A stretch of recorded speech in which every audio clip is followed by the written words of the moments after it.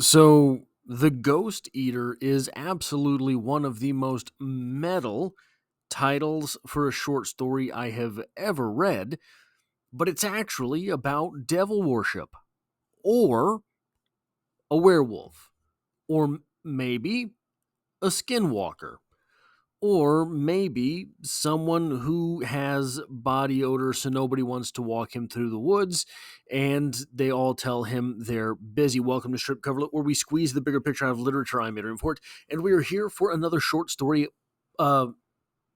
discussion video. Pardon me, I don't know why I blanked out there, which will appear in several different playlists here on the channel. Number one, the short story discussion playlist.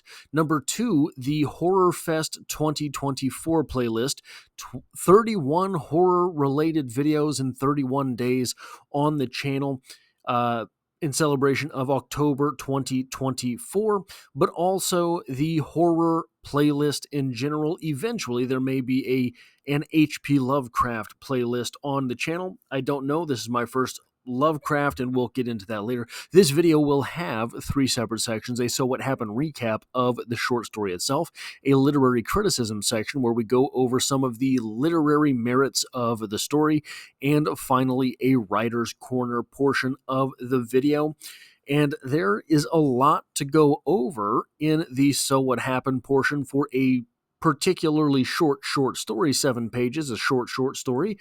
So let's get right into that. We find our pensive narrator talking about crunching that haunts him, and how it haunts him, before he jumps into a story about going camping alone as a test of his skills in the wilderness of Maine.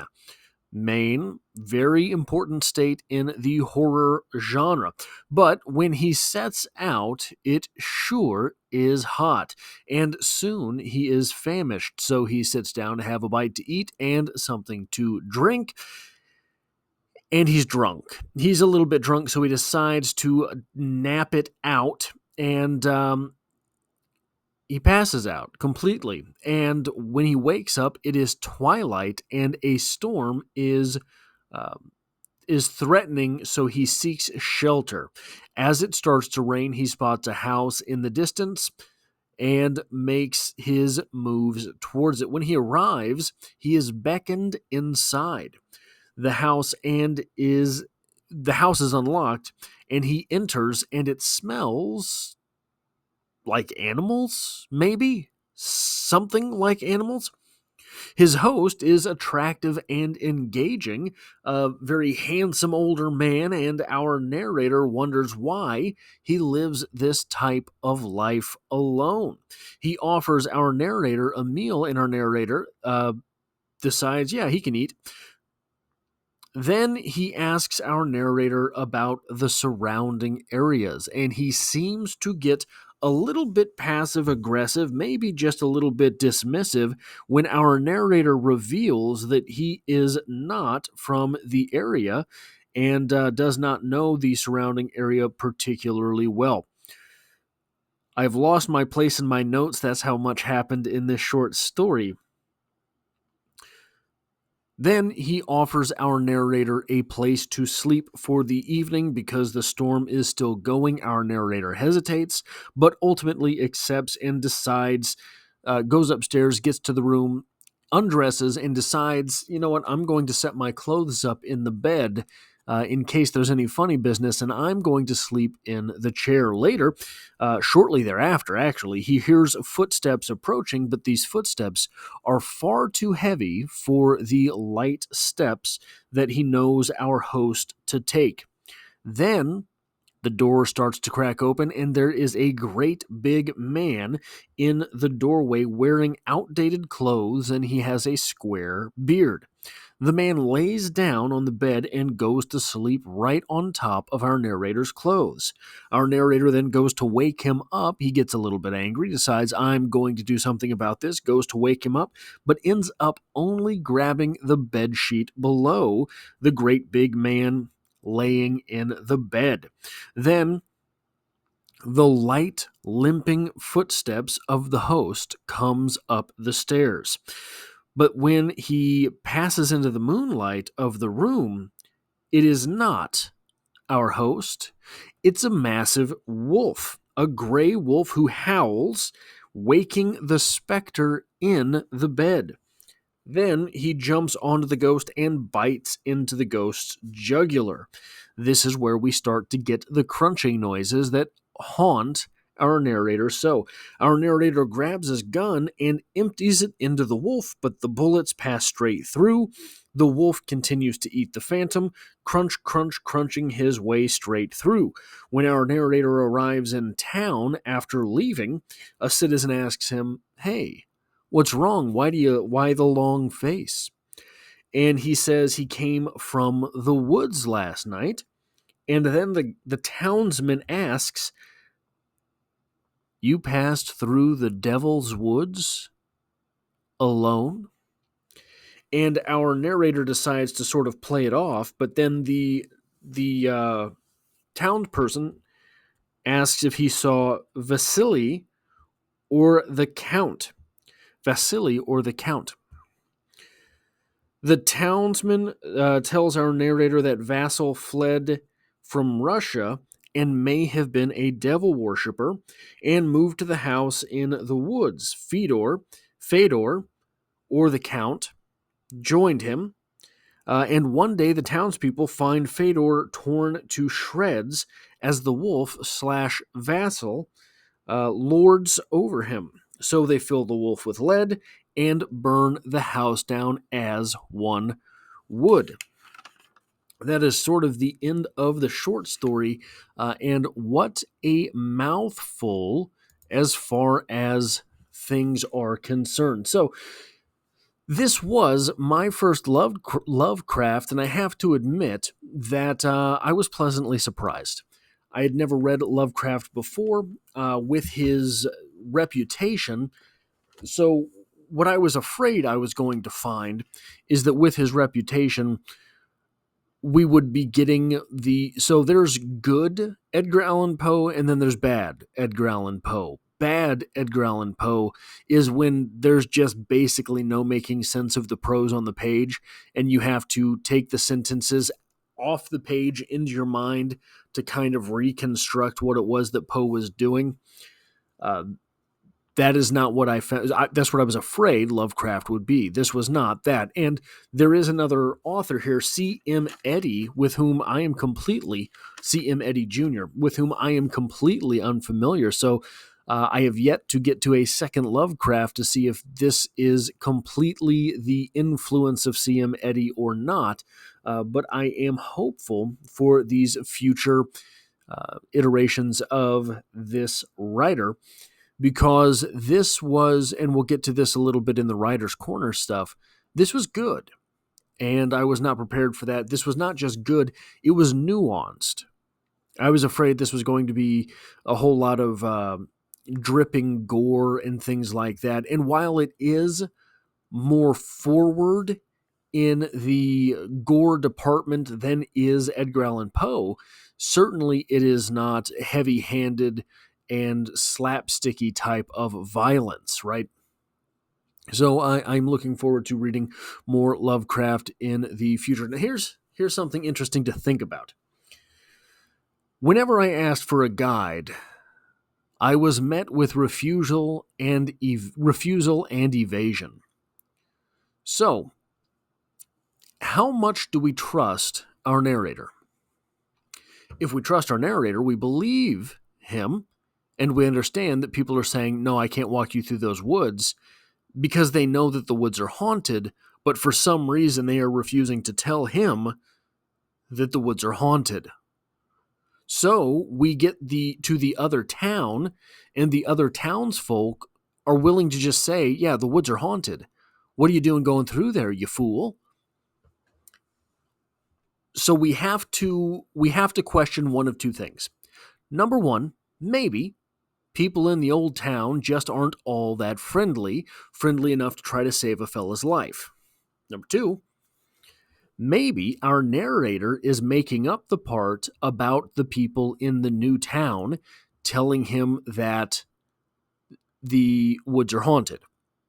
What this would do If it is our narrator who is not to be believed, as opposed to everyone in the original town, if it is our narrator who is not to be believed, then what we are able to do in that place is say that, hey, no one likes the narrator. That's why no one wanted to help him through the woods. Why does no one like the narrator? Maybe the narrator smells funny. Probably not. Possible that the narrator makes up stories like, well, the woods are haunted. Makes up stories like, well, not only are the woods haunted, but in the next town, everybody knew it. And you see what I'm saying here. One of the interpretations of this short story could be that the narrator is just a compulsive liar. And it would be something that is not explicitly in the text the way that it is sometimes when stories are quote-unquote made up by characters. I just thought that was an interesting observation. I don't always bring up those types of criticisms, but when you have this type of dichotomy that there must be someone dishonest. There must be someone dishonest because it's dishonest for all of the people in the first town to not tell the guy that the woods are haunted. It is the sin of omission, if nothing else. So that was interesting to me in the short story. Now, here's the real meat of the literary criticism to be had in this short story, at least as far as I'm concerned. There's a house in the middle of the woods. Okay, cool. Well, in Western literature, the woods are often representative of the subconscious. Okay, cool. Well, they could also be representative of danger. Okay, cool. Well, they can also be representative of simply not civilization. Okay, cool. Well, here is the corresponding part to that. Maybe any of those interpretations are true. Maybe any of them are valid. Maybe any of them are the interpretation that you want to go with. In whatever the case, that house being there means that someone is there full time. So let's examine this a little bit. If the woods represent the subconscious, our narrator's subconscious, inside our narrator's subconscious, there is living full time the devil. Right? Symbolically, thematically, that's right there in the short story. If we're using the woods to represent the subconscious, the devil lives inside our narrator's subconscious. Our narrator goes there and visits him. Our narrator goes there and visits him in order to enact violence. Our narrator goes to his subconscious, enacts violence, and then goes to be social. There is, for sure, interpretation to be had there. What is it about our narrator that has to have this violence inside his subconscious? Does this say that our narrator is just a violent guy? Is this representative of all of us? There is violence in all of our subconscious, and though we may play with it from time to time, little fantasies of slapping the rude guy at the supermarket in the face, we know better than to stay there. But it is firmly planted within our subconscious. So let's say that the woods equal danger. This is just saying that because the woods are... It's kind of hand in hand with the interpretation that the woods are mystery, right? The unknown is dangerous. Inside any mysterious, dangerous location, the thing to really be afraid of is other people. The thing to really fear there is what it is that we have done. You fear what you don't understand. You've heard that 1,000 times throughout pop culture.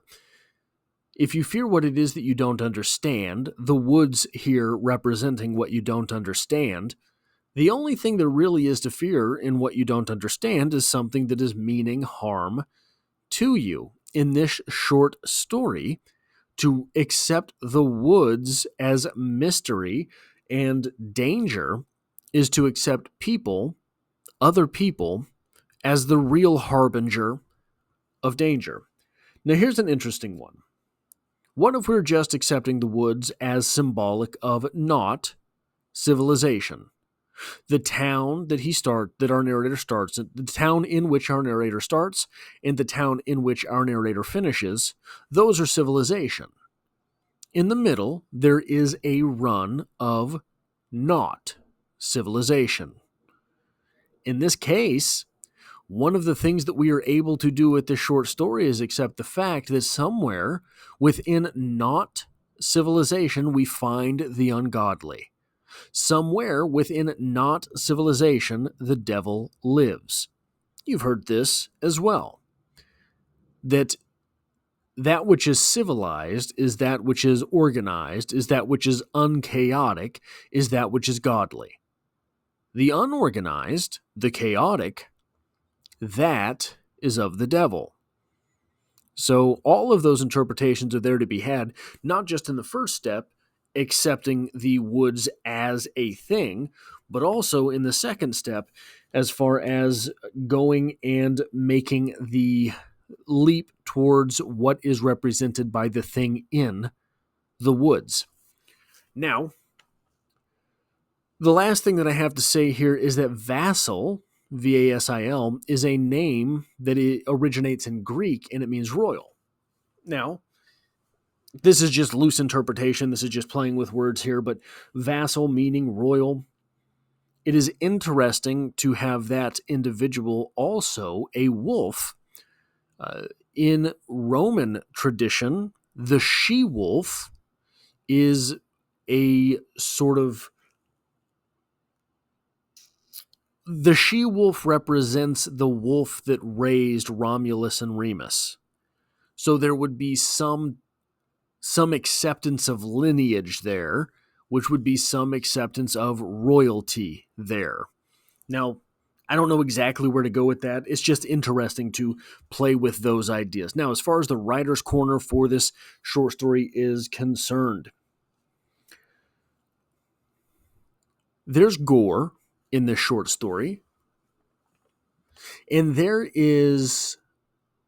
are mentions of the devil in this short story, and there is the big, ominous forest in this short story, and there is the obviously haunted house in this short story. So there's a lot of the big ideas in horror at play, but what I thought was especially well executed in this short story, what was especially interesting about this short story, what was especially well done about this short story, is that it's not the haunted house. It's not the idea of the devil. It's not the ominous woods. It's not any of the gore. It's not a man having to draw his gun. None of this stuff is really the scary stuff. So Stephen King says that there are 3 levels of horror. There's shock horror, there is horror, and then there is terror. And essentially, terror being the highest level of horror. The way that I really understand this, and I'm going to be coming out with a video later this month on this very topic, so I'm trying to work on the script now. The idea of terror really is weaponizing your reader's subconscious against his or herself. When you're reading this short story, and all of a sudden you get the idea that this guy's house in the middle of the woods smells faintly like animals almost, you start thinking about that. What does that mean? Almost, kind of, sort of smells like some type of animal. It becomes mysterious. It's a small detail that becomes mysterious.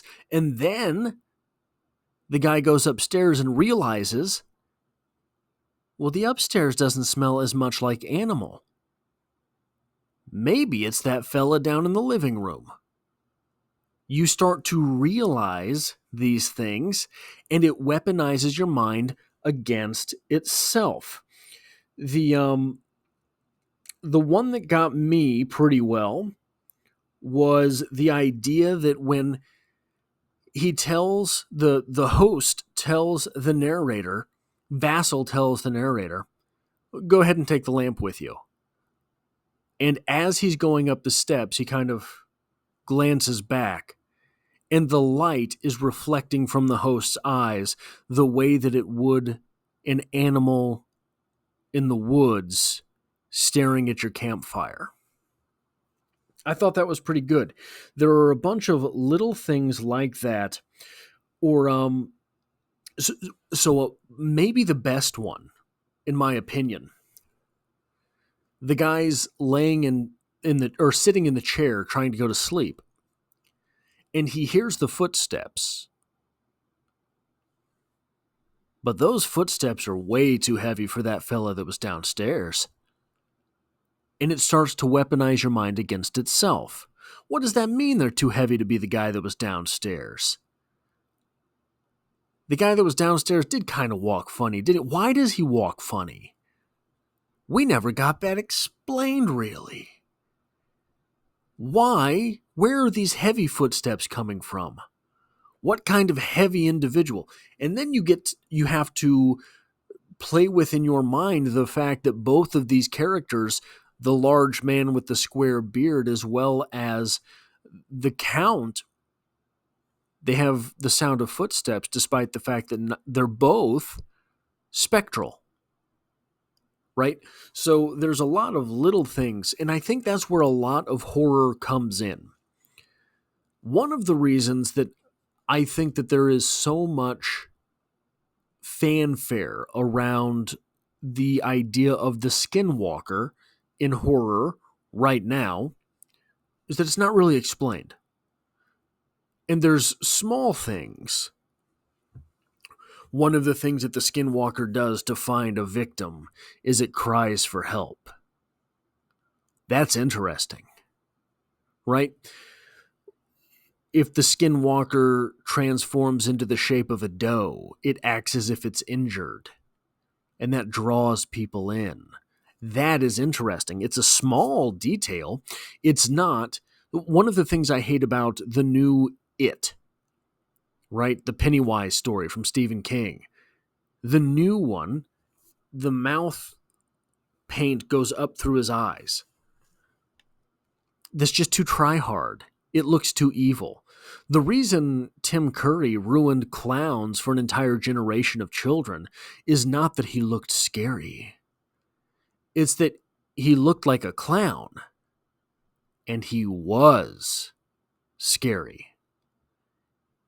He looked like a clown, but he was scary. They tried to make the new Pennywise look scary and do off-the-wall scary stuff.